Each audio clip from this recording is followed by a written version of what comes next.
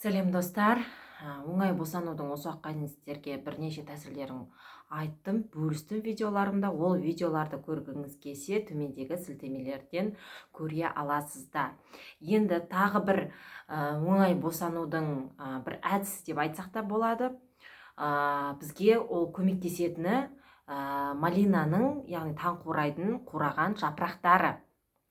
Егер оның қурамаған жапырақтар болса, оны қуратып қойып, демдеп ішсеңіз де болады. Азанда бір рет, бір чашкамен кешке бір чашкамен ішуге болады. Тамақтан алдын, кейін тамақпен бірге де ішсеңіз болады. Толғатып жатқан кезде де ішуге болады. Өте қатты көмектеседі. Ашылуға, бала туатын жеріңіздің ашылуына көмектеседі. Өзіңізді жақсы сезінесіз. Оны бірақ екі қабаттық кезде емес, сол 38-ші неделядан кейін, 38-ші аптадан кейін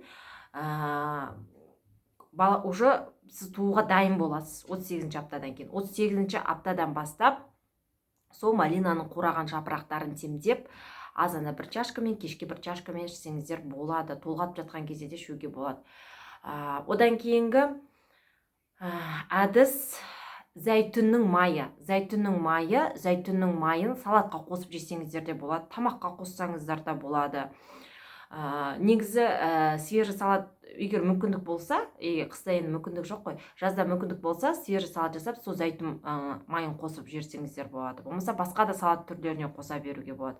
Бірақ міндетті түрде зәйтүн майы болса, өте жақсы болады, тамаққа, тағамға қосылса.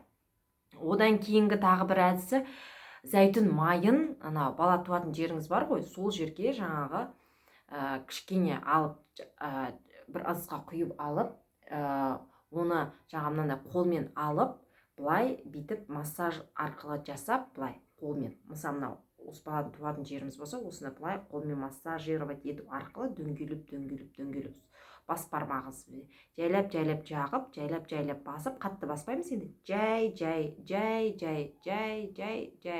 басып, сол бір 38-ші аптадан бастап осылай массаж жасап тұрсақ болады, күнделікті.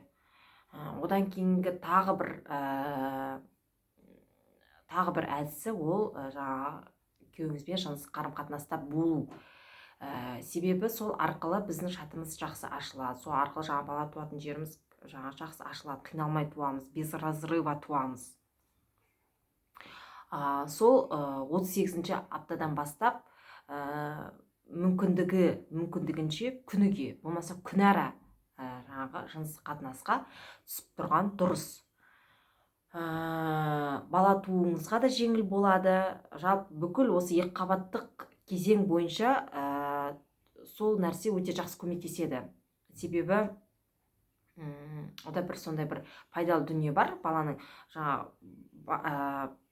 туатын жеріміздің жақсы ашылуына жақсы көмектеседі сол. Міне достар, осы менің сіздерге бар айтарым, бөлісерім. Қалған мәліметтерді төменге ссылка қалдырып қоям, сол ссылкаға өту арқылы көре аласыздар. Пайдалы болса лайк басып, жазылуды ұмытпаңыздар.